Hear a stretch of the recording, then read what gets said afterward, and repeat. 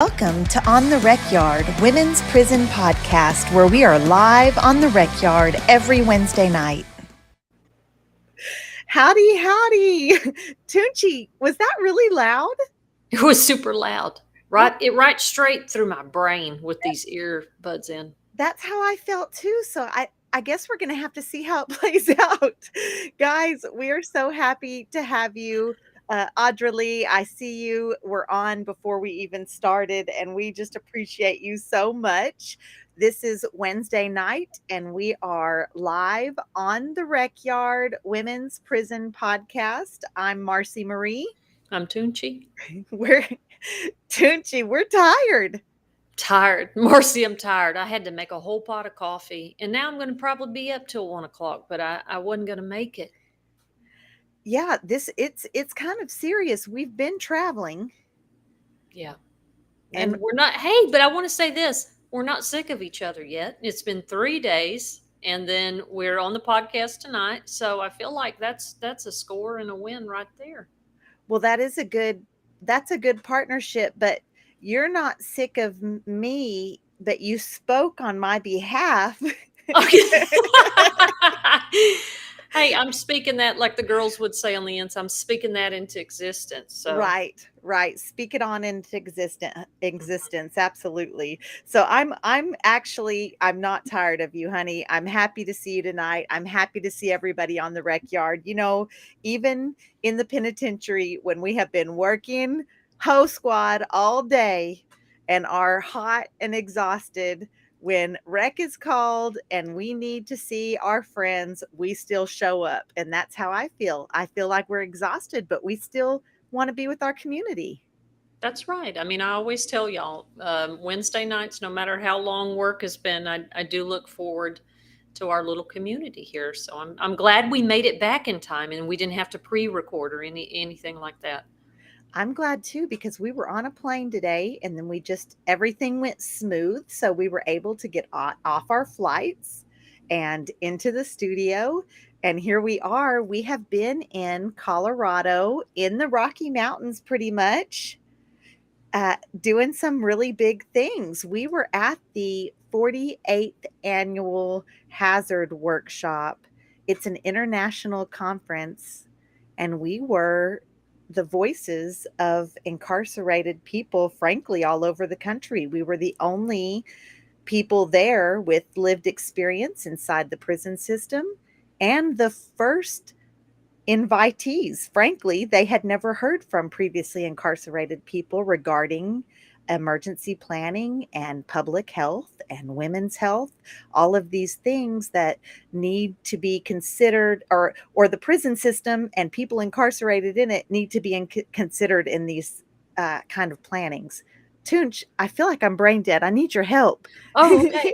Well, it was a great panel. So, we had the opening and everybody introduced themselves, and then we were the first breakout session. There were two or three other things that people could go listen to, and our room was packed. Maggie recorded it, and you'll get that up for people to see.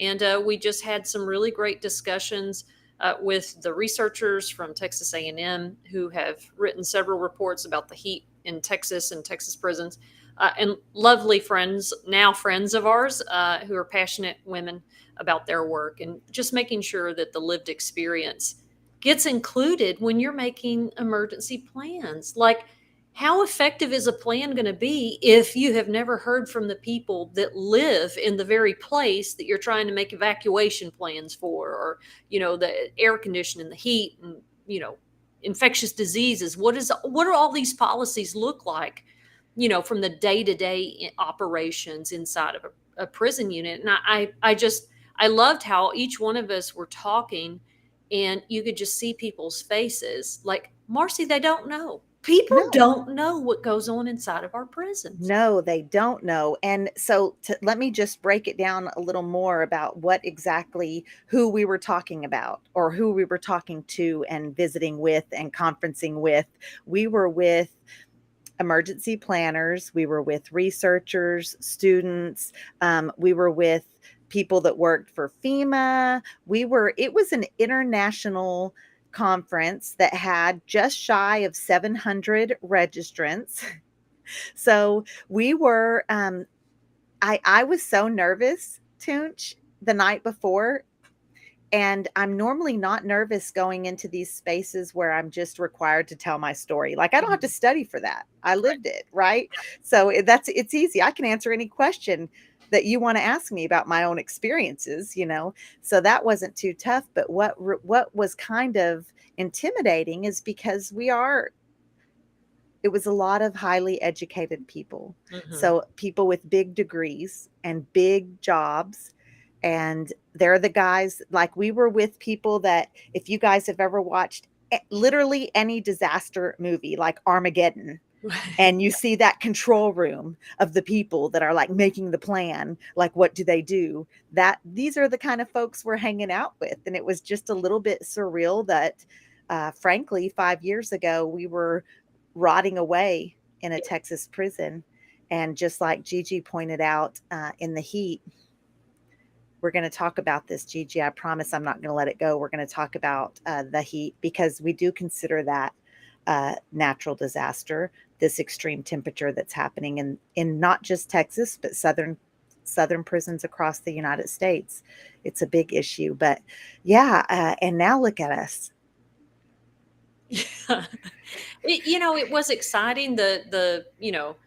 Um, professionally and personally, it just was deeply empowering to be able to talk to those folks and to hear that ours was one of the favorite panels, if not the favorite panel. And we got to talk about the podcast, and just people were excited about our work. And I think it comes with a little bit of that, always having this sense of I'm an imposter. Like, what am I doing in spaces like this?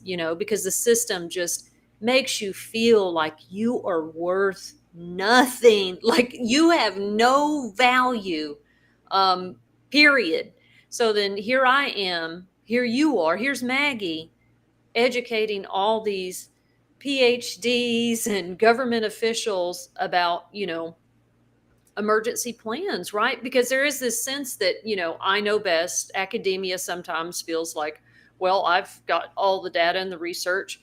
And I think we've come across that in other spaces that, they don't want to value the lived experience because they're so, I'm the smart guy here, so what do you know?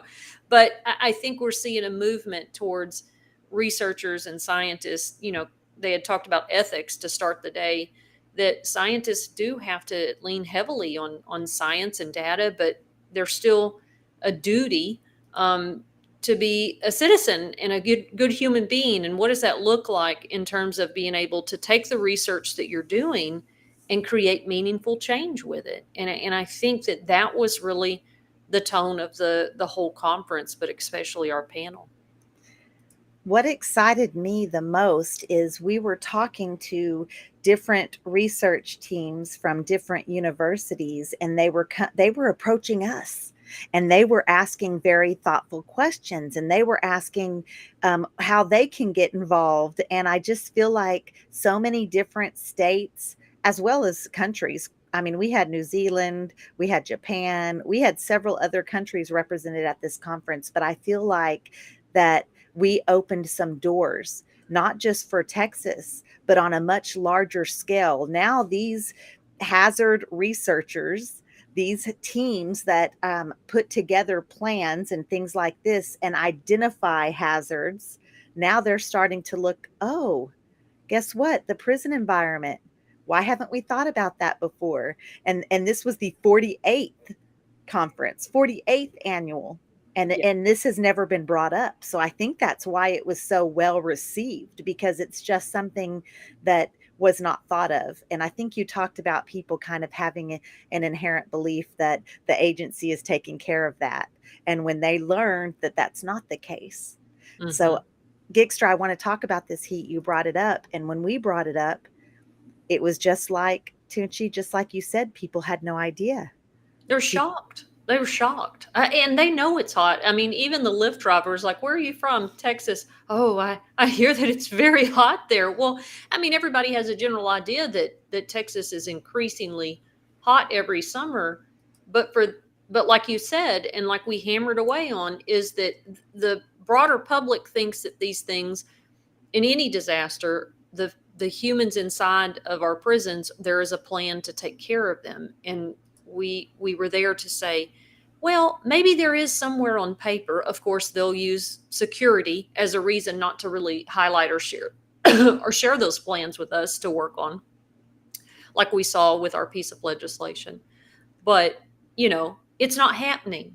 It's not happening. And they were shocked, Marcy. They were horrified. The stuff that we were telling them that's happening with, is it 9 people now that have died in our prisons? Suspectedly more. We're Yeah, getting yeah. information from ladies on the inside that it's possibly another death. It's absolutely not confirmed in any way, but possibly another woman. And yeah, it's extreme. Shaquille Oatmeal's bringing up the point that it was 104 in Dallas today. It was 107 where I live. And when the temperatures are like that, you can add 20 degrees easily to the inside of a prison cell. So they are quite literally cooking people alive, and that is absolutely it's a natural disaster. It's a disaster. It's a public health issue. It's a moral issue. It's an ethical issue. In Texas, it is absolutely a Texas legislative issue. Which do you, can you talk about the special session? Yeah, I do believe that one of the legislators did. Rosenthal. Yes. Rosenthal. Yeah, he filed a bill for this particular special session. Now, it doesn't mean it'll get heard. It doesn't, but he went ahead and filed it. Special sessions in Texas usually are essentially whatever is on the governor's agenda that did not get passed in regular session. We saw school vouchers and property taxes, and he was holding a lot of things hostage or vetoing stuff as ways to squeeze, consensus on his particular pet projects and babies, right? So, I'm glad that Rosenthal filed it, and of course we're going to support it. Let's hope that maybe there's been enough media exposure, and hopefully, God, Marcy, a crisis of conscience with our leaders, that perhaps that we can get something done during a special session. So it's House Bill 71. And so if you're in Texas, it's very imperative that you contact your representatives right away and tell them you want their support for House Bill 71, assuming it gets heard. Like Tunchi said, it might not even get heard, but it's still up to us to do our due diligence for the people that are quite literally in a life and death situation. Noelle says that she remembers it being 113 degrees outside and it felt like 125 inside K1A at the Dr. Lane Murray unit. She remembers waking up gasping for air. And I'll tell you, Noelle, and I don't know if we know each other from Murray or not, but the dorm that I lived in my last summer in prison was K1 Alpha. And let me tell you what the temperature was that day that I looked at the thermometer, that I climbed up on that industrial fan that blew around hot air and rolled back the electrical tape with a broom handle and maxi pad. It was 136 degrees where we lived, where we slept, where we ate, where we showered, all of that. It was 136 degrees. It's quite literally a life and death situation. And that's why kind of collaborating with these universities like Texas A&M University and these professors and these doctors like Dr. Dixon and Dr. Purdom, why that's so important. Because our words, as someone, as an ex-con, as someone that's been to prison, as a felon, or whatever kind of name you want to throw at us, it's not valid in the most important spaces. But when we collaborate with these researchers that now do research, Texas A&M did a big research project, and that research showed, that data showed temperatures reaching from 110 degrees to 149 degrees. Now, we just talked about the heat big time last podcast, so I don't want to just dwell on it here. If you guys did not listen to last podcast, you've got to go. You've got to go listen to that because it's so important. We are losing lives in the Texas prisons, and it does count as a disaster, and it was a big topic this week for us at the conference. Yeah. Yeah, and not just the heat, we also talked about the winter storms, right? Because our winters are getting as severe as our summers. I If there are some climate deniers here, I let's talk. Maybe we can talk through some things, but I don't know how people don't recognize that. Living in today's world, that summers are hotter and winters are much colder, and there's a reason for that, which is within our control. But during the winter storm, we all the conditions, and we talked about this with the panel, all the conditions of confinement that are so bad in our prison, the plumbing, the infrastructure, the no AC, the heaters don't work that well either during the winter. I don't know, when were you at Henley? I was at Henley I mean, I left in 2021. I got there in January and or in the fall of 20 and left in March of 21 or January I don't know, right Marcy. around then. And I'm sure it was cold at Lane Murray too, but Henley, I like to have froze. I got sick. I got really, really sick because they didn't give us our jackets until the end of November. The heaters weren't working, and there was a draft and rain and ice coming through the windows. And the girls would not turn off the big fan because there's no circulation of air. So, and I had a bunk that was right in front of that big fan. And so I think it was the flu because I was in the air. I dragged myself from group back up to my bunk. But when we're talking about disasters, we're talking about the storms, the winter storms, because it's interesting. I'm sure those emergency planners, those risk management folks that make plans for prisons, that collaborate with the prisons. Okay, well, when this happens, you get water. We'll have water in the trucks, when the plumbing freezes over, and then you can deliver that.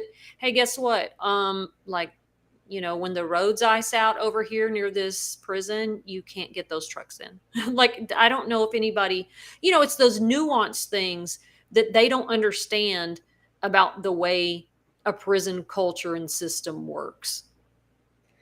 So I thought that was an interesting piece to be able to talk about. Y'all can make the best plans in the world. It looks great on paper, but that is not how the unit runs. Well, and I think that people that don't actually live in the prison don't know the full story. And I even mean ranking officers or the administrative offices on a unit. They believe that their policies are being followed through because paperwork's getting done, boxes are being checked, but when it dribbles on down to, oh, well, there was only one officer working two dorms trying to get all of that done. No, those policies weren't happening. And it just falls down from there. For sure, it has a lot to do with short staff as why some of these policies aren't going through. But also, just like you said, because plans were made without all of the information, without knowing Yeah. exactly how not just the day-to-day operations, but the hour-to-hour Right. operations go inside of a Texas prison. And that's why our voices are so important in these spaces. And Absolutely. I'm I was sorry, I didn't mean to interrupt you. I was No, that's okay. Yeah, and I'm just excited because frankly, Texas A&M, they broke ground by Mhm. including lived experience. They brought us there and it was the first. I mean, out of 48 times, it's an international conference. They broke ground and we were so well received. Yeah. And we passed on the message, hey, if you want to get something going in your state, we'll be happy to help. Also, we'll be happy to help connect you with previously incarcerated folks in that state as well, because that's how this goes, right? We are about change for everybody, starting with Texas. Right. And for Tunchi and I, frankly, starting with the ladies of Texas. Right. Right. I mean, because it's interesting, right? As we've seen the heat related deaths, um, the majority are women right now. And when we start talking about women's health and how does the heat, how does the cold, um, well, Eve and I talked to the Texas Standard this morning about the mailroom stuff, which is another episode. How does this stuff specifically uniquely affect incarcerated women. But again, it all goes back to, if we want to make effective plans, whether it's infectious diseases or the heat or the, winter storms, you have to ask the people that live the day to day, because you're right, it changes not just day to day but hour by hour. And I remember, and I use this as an example, and it's a small example, but it kind of highlights this problem. When I worked in the library, I had a wonderful librarian. She was my boss. We worked together 8 years. I considered her a friend, even though I shouldn't have, but I did. And so we worked collaborative on a lot of stuff. She saw me as a coworker, for the most part.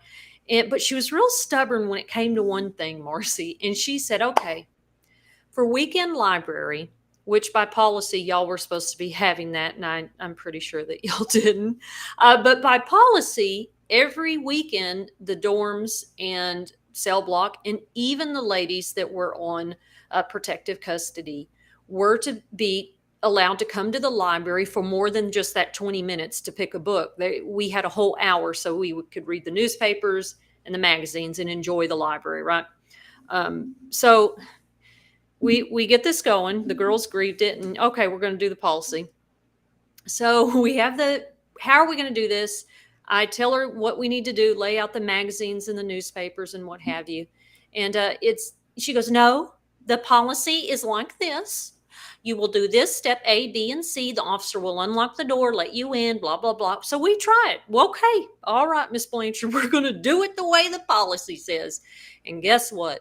Sign-in sheet didn't happen. This got pushed over here and thrown away. I didn't get called out. And so one day she's like, Tune, this is not getting done. I said, what do you want me to do about it? I said, I don't have any authority here. I said, you're not listening to me. I'm telling you, this is how turnout goes. And it doesn't look like this piece of paper either. So if you'll make a plan based on how I'm telling you this works, the officer does this, and this is what it looks like. Now make your policy fit the experience that I'm telling you. You keep trying to force the experience to match your plan, and it's not going to happen. And so she finally just was like, fine. And then guess what? Sign-in sheet got filled out. The stuff got put up. I always got called out, because that's that example of, if you don't have the experience supplementing the policy and the data, it's not going to work. Rayanne's here. She said she's sorry she's late. Rayanne, don't let it happen again. I'm just kidding. I'm just kidding. Rayanne, we're happy to have you, honey. Denise says it's 109 degrees in Palm Springs and going up to a high of 118 and 120. And it's a public health crisis. Besides, I got here, I'm in the studio at my brother's house today, so I'm not in my normal location, but it's hot. I mean, it was like 107 is what my car said when I pulled into his driveway, and we're standing at his doorway, like knocking, please let us in, because his house faces a direction and way that it's in, his porch is in full sun at that time of day. And we're just, we're hot. And he said, hey, was it this hot when we were kids? And I'm like, well, I mean, no, they say no. And they say this is a bad summer, right? Mm-hmm. So Joy is asking a good question. She says, are the correction officers amongst you too, or are there officers monitoring areas someplace else with AC? Do they suffer with you, or are they more comfortable? So I'll answer, and then Toons, you can tell me what you think if it differs, but I'm going to say yes and no, right? They are supposed to be, their duty post, if they're assigned to a dorm, their duty post is in that dorm where there's no air conditioning, but they also have the authority to unlock and lock a door to get out of that dorm and go where the air conditioning is. And it's not healthy. I don't even blame them. I don't blame them for not staying on their duty post in their dorm, because it is against the best interest of their health, their actual physical health. And so yeah, they don't suffer as much because they do have that reprieve. They are able to go to air conditioning areas. And then also they're able to get in their car with the AC, and then they're able to go to Walmart with the AC, or if their home has AC. So they're getting that reprieve. The reason we're seeing so many heat related deaths in amongst incarcerated individuals is because they don't get that reprieve, Right. right? Right. Yeah, for sure. It is a yes and no. Because first, let me say this: administration is air conditioned. The wardens, the secretaries, the mailroom, because it's a hierarchy, right? Even amongst us as an incarcerated population, we have our hierarchy, our social status. But even among the administration, the guards, they have a social structure too. So the folks at the top, oh, they're in their air conditioning. They're in their offices. The security, the rank kind of is underneath that, and then you've got I mean, I don't. I guess I'll use a military term, the grunts, right? Like the foot soldier, right? The person that's on the front line, and we are very much suffering together. But Marcy's right; they have access to get out. Now I think the only caveat to that is, they could abandon their post, but if they're waiting for someone to relieve them and turn the key in the door, then they're at their mercy. But for the most part, they have access to water and air and air conditioning in ways that incarcerated people don't. And this is something we hear all the time. Oh, I don't have any sympathy. Don't do the crime if you can't do the time, and not having temperature control is not inhumane, and people out here don't have access to AC. Well, but people out here have freedom of movement. When you're trapped in a concrete room with no access to water or air moving, go lock yourself in your shed outside. Go lock yourself in your car, and crack the window, or wait for somebody to crack the window and bring you some water, and see how long you y'all know what the heat is that we're talking about, because every single one of you have gotten in your car in the Walmart parking lot in this time of year, and that is the life all for 4 months, for incarcerated folks and guards. Rayanne's asking, she just doesn't understand. Is it a money thing? And tell it, Tunch, It, tell it is. on them. It is we do not lack money. We had $33 billion surplus in Texas. It is the lack of political will. The House of Representatives passed it, put it in their budget. The Senate refused, and it is still this idea that air conditioning somehow is a luxury. Now, I will say this: TDCJ, the Texas Department of Criminal Justice, is slowly putting in air conditioned dorms and areas on units with the little money that the legislators give them for maintenance. Okay. And so I believe that what it is that they know it's a problem. They know they've got to avoid lawsuits, and they know that they have to fix it. They're moving too slowly, and they're doing it behind the scenes because they don't want the public to think I'm soft on crime because I just put $3 million into the prisons for air conditioning. But so they're doing it behind the scenes, but at the rate they're going, we're going to end up with a lot of dead folks. Well, we're not asking for 70-degree weather. And I don't know Right. about you, Tunchi, but when I'm hot in my house and I go look at my thermostat and I see that it's on 74, I'm like, oh, that's why I'm not comfortable. And I crank that sucker down to at least 72. And if you're my dad, it's on 69 to get comfortable. So we're not talking about comfortable. We're talking about below 85 degrees. Yeah. Who in here has sat in a room at 83 degrees and said, man, this feels great. I'm so comfy. No, you are uncomfortable, but you are safe. Right. Yes. That's what we want. And that's the point. 85 to stay alive. And when we talk about temperature control, we're not even talking about air conditioning.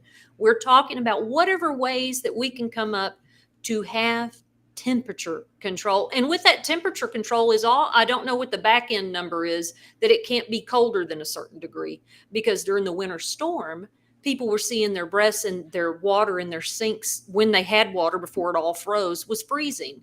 And when you have one little blanket, y'all, we're talking about third world country conditions. Let's just be honest. That's what we're talking about when we're talking about our prison system.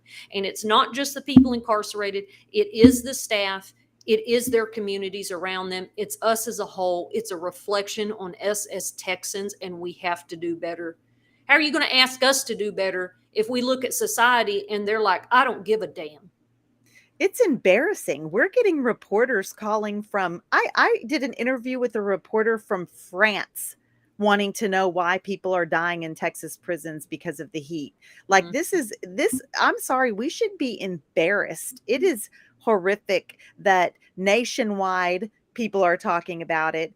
They're talking about it on social media. They're talking about it news nationwide. I mean, this is an issue. So the backside of the number would be 65 degrees. So even then in the winter, you're not Right. to be 65 or 66 is not, hey, I'm really comfy. It's, hey, it's chilly. I got to put on all my clothes. Yeah, yeah, Stay. and Marcy, you said it when you were like, "Oh, if I'm uncomfortable, I crank that thing down." Well, you see, I'm in a hoodie because I'm I'm not. I don't like to spend money. I really don't. But when it comes to my house and the temperature in here, I keep it as cold as I can and bundle up, because if I feel like I did in prison, if I feel suffocated, or because remember the first 10 years I was, I freak out. I freak out. And I'm like, I don't have to live like that. And I'm not going to live like that anymore. And I'm not going to do what, you know, our legislators and agencies have said. Well, we want Texans to conserve energy because the grid is fragile. Well, you had every opportunity to fix it, but you want us to live on 80 degrees, 85, which again, I can survive, but it's not comfortable because y'all didn't take care of this. And it's, I'm sick of it, Marcy. I'm just sick of we got to get these people out of office that are not in the best interest of Texans. Absolutely, we do. And to do that, we have to vote, vote, vote, vote, vote. And felons in Texas, you can vote if you have a criminal background and you have completely exhausted your sentence. Go register to vote. Brittany registered, and she voted in the last election, which happened to be the first election she was ever able to vote in, and it was a wonderful thing. Justice 23. Now, Justice did time in Texas. He did lots of years in Texas. He's got a great platform on TikTok and a smaller platform here, but he's talking about being on a unit with no heat at all, and it was 25 degrees Hmm.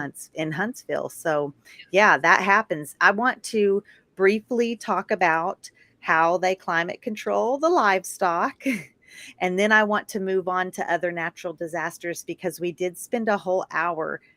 It's hard for us not to talk about it because right now, this very moment, people that we love dearly on a personal level, our friends that we left behind that took care of us while we were in there and cared for us while we were in there, are physically, mentally, emotionally withering away in this extreme heat. And so that's why if you hear us just keep going back to it, it's because we have a very emotional attachment to that, right? Yeah. So Rayanne's talking mentioned that we brought up that the pigs have climate control. And she's right. The pigs absolutely do have climate control. The Texas Department of Criminal Justice raises livestock, they raise cattle, and they raise pigs. The pigs have a climate control in their living spaces. They have a ventilation system that pulls the hot air out, and then they have a swamp cooler type thing where it's like a mister that in front of a big fan, which is kind of like a swamp cooler. But what that system does is it lowers the temperature by 20 degrees. Now their housing areas are open, so they have the natural air coming in and out. They're not made of concrete and bricks like a brick oven or a prison cell in Texas. So they don't get 120, 130 degrees. They are the temperature of whatever it is outside. So if it's 113, it drops down 20 from that. If it's 105, it drops down 20 from that. So knowing that while you're incarcerated, that the pigs are cared for, that their lives are more important to the prison. I mean, yeah, It's that's pretty demoralizing. And, it's certainly we want livestock and animals to be safe too. But trust me, the prison system's not doing that because they love the movie Babe. Justice 23 is right. All that they raise, the food and the garden and all that, we get the scraps left over from that, if there's any left over, because they sell it. Right. Right. Okay. Let's talk about some other natural disasters that can be very problematic in the prison system without a plan, right? So we were talking about pigs, we were talking about livestock. What people should know is in the event of a natural disaster like a hurricane or something like this, TDCJ has a plan on paper ready to go, telling people what to do in order to save their farm equipment Yep. and in order to save their livestock. There is no plan in place to save the human lives that live and work in the Texas prison system. Yeah. So, we saw and this goes with hurricanes and tornadoes too, but we saw some fires around some of the men's units last summer. And Marcy, that fire was getting closer and closer. And it was like, when are y'all going to evacuate them? Well, we'll see. Well, it's not close enough. Well, by the time it had gotten so close past the point of return, they were like, well, we're just hoping that it goes out, that they get it under control before it gets here because we can't evacuate now. And it's like, so we're just rolling the dice with people's lives. And you saw that through all the hurricanes that have happened. We went to visit my girlfriend's brother, and shame on me for not remembering the name of the unit. Anyways, we went to visit and it was in Plainview. So you guys that did time in Texas probably know. But anyways, we get down there and we knew that there were some tornadoes in that area after a big storm, but we also knew that nothing happened to his unit. As we're driving down the highway to his unit, and we're like within 2 miles, we're starting to see the devastation of the storms that came through, houses demolished to the ground, and we're getting closer and I'm like, oh my gosh, this was so close to him, it was so close to the prison, and we're getting closer and it's trees pull up completely uprooted. I mean, just getting closer, and within 2 blocks we still saw devastating damage. And when we got there, we're like, man, what did they have y'all do for that tornado? And he's like, huh? I said, the tornado that came through, the storms. And he's like, we didn't do anything. They didn't tell us. I mean, they didn't even tell them to get under their metal bunk. They took zero precaution. He's like, we didn't even know anything was happening. He was in his cell chilling. He had no idea. So, Well, I remember when tornadoes happened, because tornadoes in Texas too are a real threat. And it's a little bit different than a hurricane because you have an idea, it's coming, it's on track, it may be this big, there may be rain hovering. Tornadoes, boom.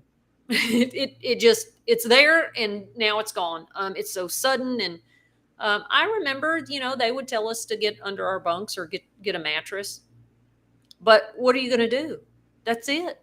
And yeah. that's the feeling of all these emergencies, um, Marcy, is that especially infectious diseases, girl, how paranoid, how I freaked out when I thought I lost my little hand sanitizer because I'm emotionally attached to it.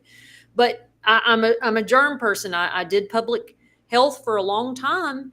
And, not only, like I said at the conference, are those units tinderboxes for fires and safety hazards with tornadoes and hurricanes, they're petri dishes. And so when something happens, an infectious something happens in there, you are trapped. And I don't know if I have any Walking Dead fans here, and this goes way back one of the episodes in the first part of the series where one of the characters has been strapped down to a chair, and they leave her there, right, to get her back for something.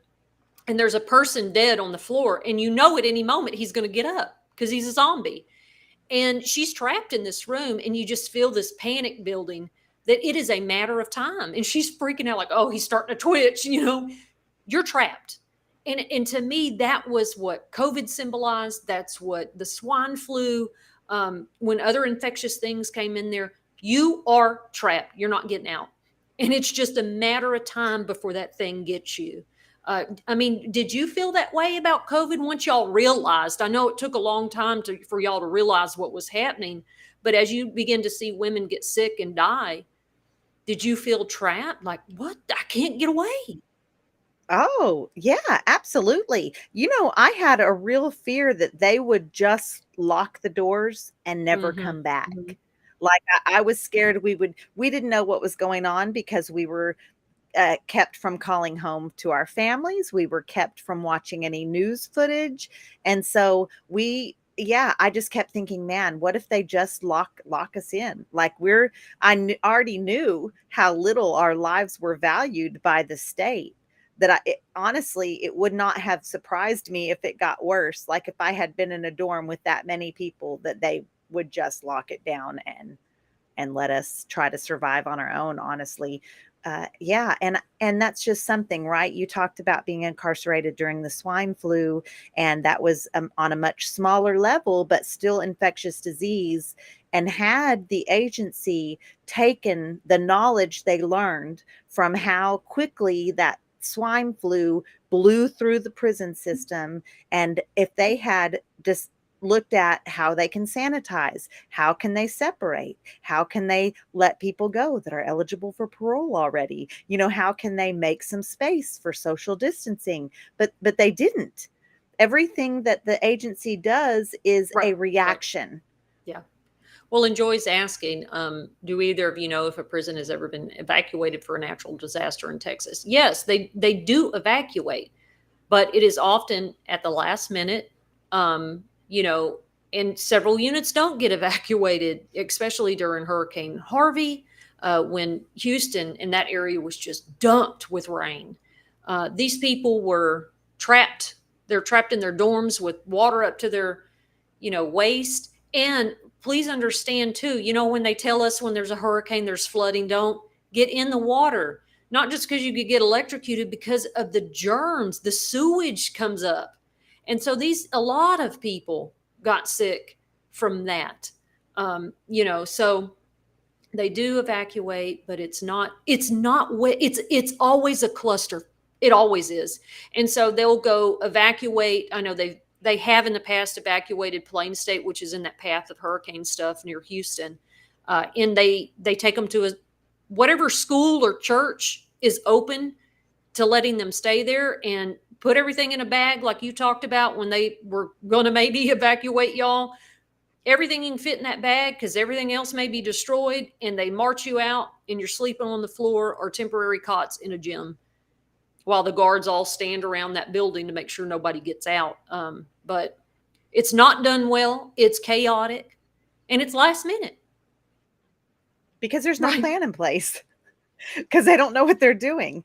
That's the thing. So what we need for these emergency planners and the people that are doing things on a local level, on a state level, on a federal level, they have to start looking at, okay, where can we safely keep our communities safe and our incarcerated people safe at the same time? What are our options for evacuation? They are going to have to start looking for that.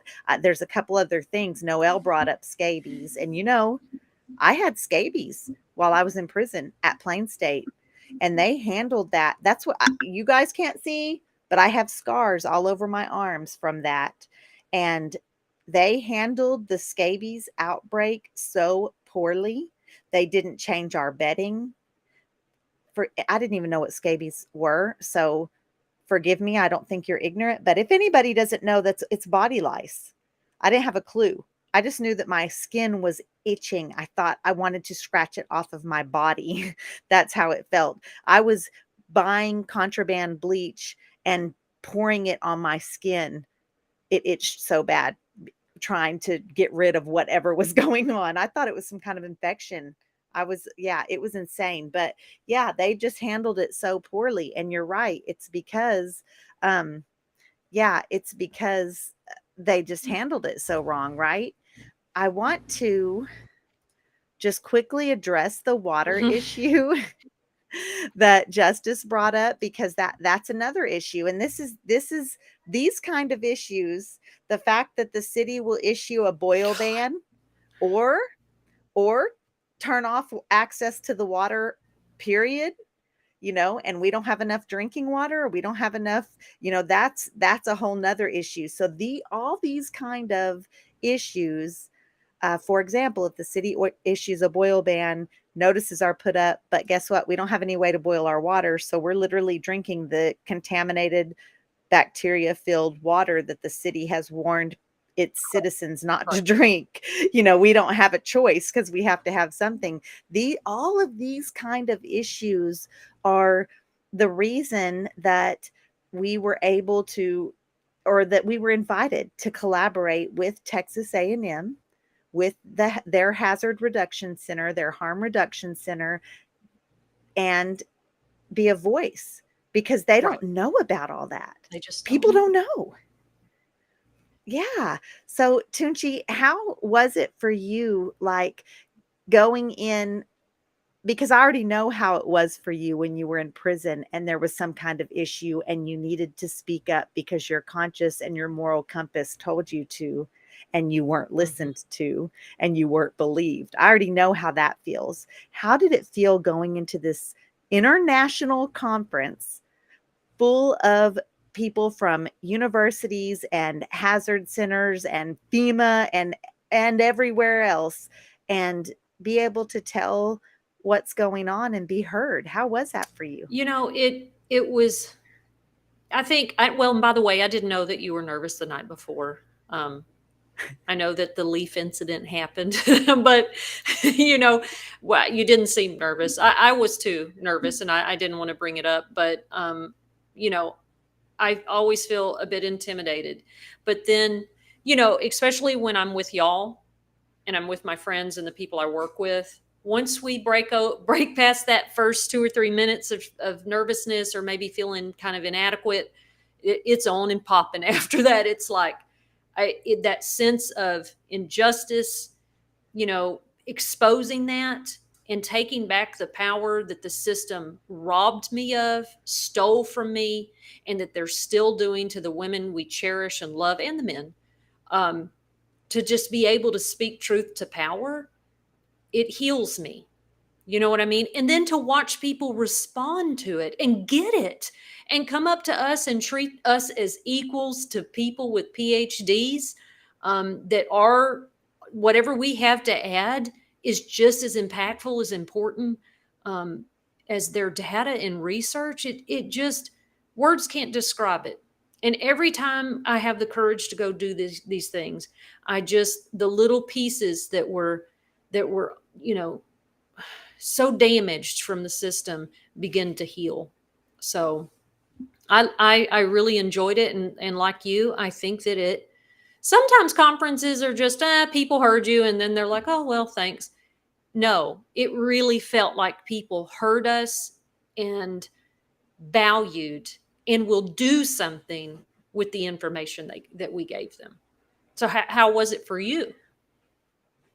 Well, we're already getting Yeah. feedback. We're already getting, like, what can we do next? What can we work on now? How can we collaborate? What's going on in the prison system that our research could help bring to the light? And that's huge. Like, it makes me feel so hopeful, more hopeful, frankly, than I have been since I've been home in this movement. Like, there's lots of things happening post prison for me. I come home and I see a large group on social media telling their stories. I see people interacting with those stories and hearing them and taking them in. So I see that, and then I see the big advocacy groups full of incarcerated, previously incarcerated folks and currently incarcerated folks. And I see these groups working at the Capitol, and it's just things that I didn't even have a clue were going on. And that was 2 years ago, right? And we have grown already so extraordinarily on all fronts. Social media wise, it's getting bigger and bigger. The word's getting out, and it's, the fun stuff and also the serious stuff that people need to know about. And the same thing with the advocacy group. I mean, what 2-year old? Well, Linus has been 3 or No, 4 years Linus old. is actually only a year and 3 months old. And we were an intricate part of getting legislation Yeah. passed, all the way passed. That's Yes. huge. That's massive. So then being on this in this room with these important people, very important people in their very important Right. field, right? And being heard and approached. We were approached so many times, just asking more questions, asking how they could get a hold of us, asking what they could do in their area. What can we do? We were asked that so many times. What can we do? What can we do? And that was a thrilling feeling for sure. Well, and I do want to say, and we told the ladies from Texas A&M that this was just a wonderful opportunity. I remember somebody asked, like, what are how do we get involved? What does that look like? And it's like this panel right here. Like, this is exactly what the way it works. And just being embraced by everybody, but also too, we told them professionally and for the work, but Marcy, just for you and me and Maggie to have some time outside of the conference in this beautiful state of Colorado. It was my first time being there and looking at the mountains, and it felt like fall. It didn't feel like summer. I had the best time with y'all. I haven't had that good of a time in a while, in a long time.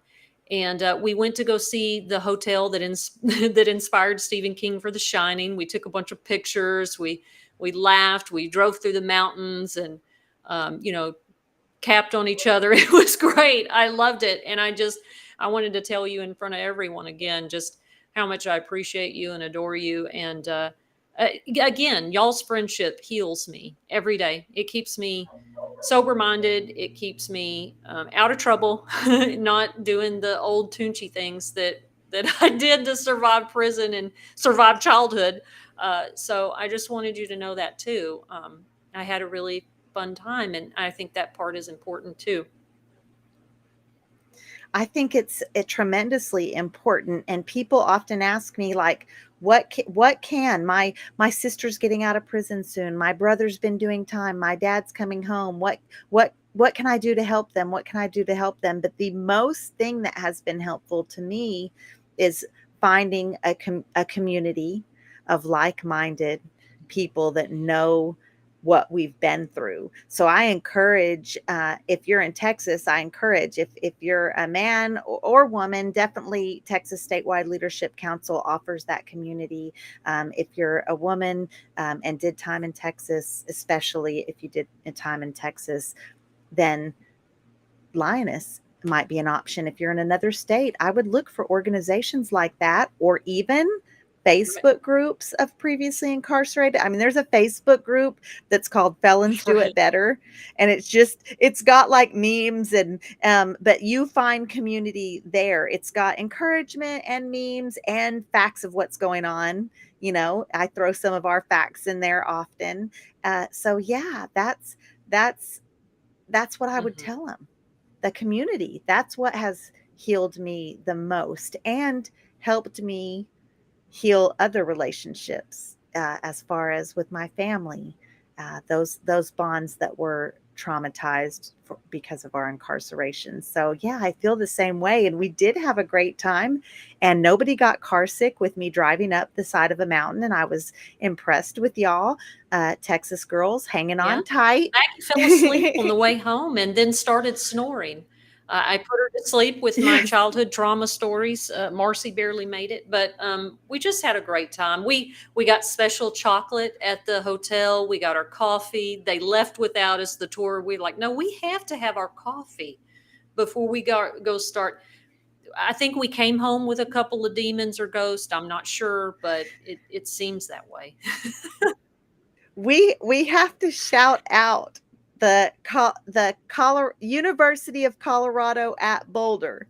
Yes, Shaquille Oatmeal. We were in Boulder. The conference is hosted by their Hazard Center there in Boulder, the University of Colorado at Boulder. Thank you for hosting us. Thank you for including us, and for your thoughtful responses to our speaking in our panel. So yeah, that was it. And we did some, I'm going to show you guys some videos. I have a great video of Tunch, and I should have played it tonight. It's a good I one. honestly It's good. should have. I'm proud of it. It is a good one. I'm gonna put it on our Facebook page, so you guys can see it, but it's a good one. She's dancing in front of the CU, because it made us We feel were that so way. It made us happy. And then we feel danced outside while she got some stranger to film us. We were dancing in front. What are y'all doing? You're just so Yeah, happy. When you look around and yes. you realize, and the people that you're with get it, like I'm free and I don't ever have to go through that ever again. A little piece of chocolate, a little drive through the mountains, baby, you're just excited. You're just excited about life. We were excited, and, look, strangers don't mind holding the camera Well, for a and you little left the while. car on, So and that kind of weird guy walked by, and me and Maggie were like, "Do we need to take the key out of the car?" You're like, "No, nobody's gonna steal this car." that was my granny's car, and you did not have to put me on The door blast was open and for leaving the.